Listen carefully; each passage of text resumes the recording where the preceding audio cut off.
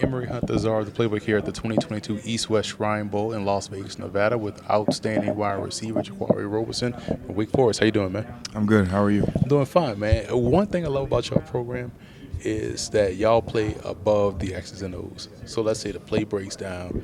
Next thing you know, quarterbacks scramble, receivers work back to the football. They do a lot of different things, and the way you play is definitely showcasing your football IQ. How much of that is important to you to showcase outside of what you could do, run fast, jump high, stuff like that, to show that, hey, I understand the game? I would say our offensive playbook is very compact. You know what I'm saying?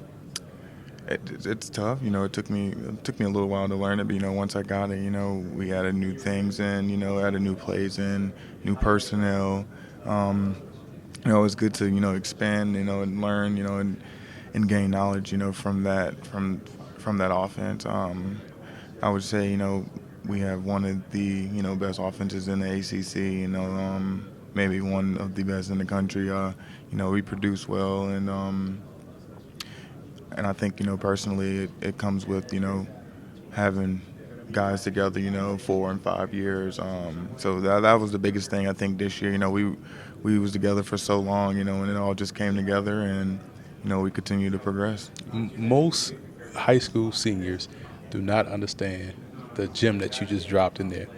I remember coming in my freshman year and thinking I knew football, thinking I knew my position, and I didn't even know they had that many different defensive fronts, let Mm-hmm. alone defenses. What was the biggest jump you had to make coming in from high school to college to where you said, I had to get used to this, to where you found was able to play fast that made them want you out of school? All right. Yeah. Starting off in high school, I started playing football my sophomore year in high school. So, going into college, I didn't know as much as maybe the others because they've been playing all their life. But I think that was one of the biggest things.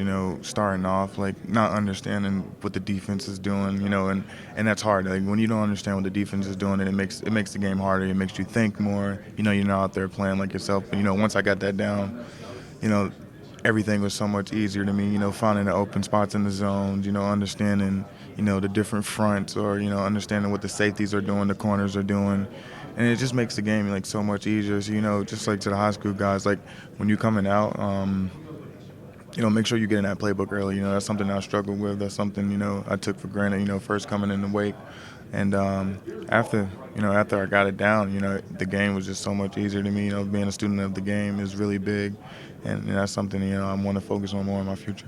One thing college does do is it challenges who loves the game and who likes the game and who just out there just trying to pass the time. Clearly, the way you play, it shows that you have a true love for the game. Out of everything that football provides, what do you say is the one thing about the game you love the most?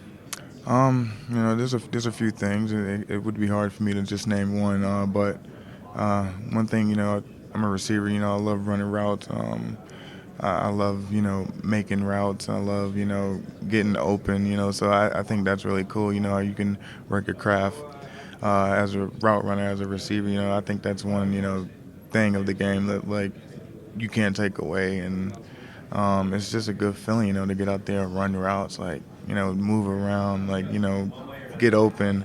Um, and another thing, one thing that I think that is taken for granted in college football most of the time is just building relationships. That's one thing that I value, in my life personally, with my family. But I met a lot of friends at Wake. I built a lot of relationships with the coaches and players, and when it's all done and over with, like it is now with me leaving Wake Forest, it's kind of tough, because you've been with guys for 4 and 5 years. But those are really two things that I valued and when I was there at Wake, and I'll still continue to value that in the future. That's a great point, man. It's always about the relationships. I ran into my teammate from 20 years ago out here coaching. And I'm like, yo, and we picked up right where we left off, Hmm. talking about who beat who and mad, and like, so it's just those relationships are crucial. Right. Last question. This is a serious question. I really want you to think and answer truthfully. Um, who's worse? Receivers, when you guys come back to the huddle and say you were open, or running backs when we come back and say y'all not blocking? Like, who's worse, and why is y'all? I would say, I would definitely Y'all the say, worst, bro. I can't put the blame on the receivers, but I feel for the running backs, because there's been times where I may miss a block, running back coming outside zone or something. I miss a block out there on the edge. I kind of feel bad, and there's been times where guys miss blocks for me, and I'm on my tail, True. So, but I would go with the running backs. Okay. I would. Listen, man, it's been a pleasure to sit here and Yep. talk shop with you, and you're doing great things out there, man. And we wish you the best of luck moving forward. I appreciate it. Thanks, man.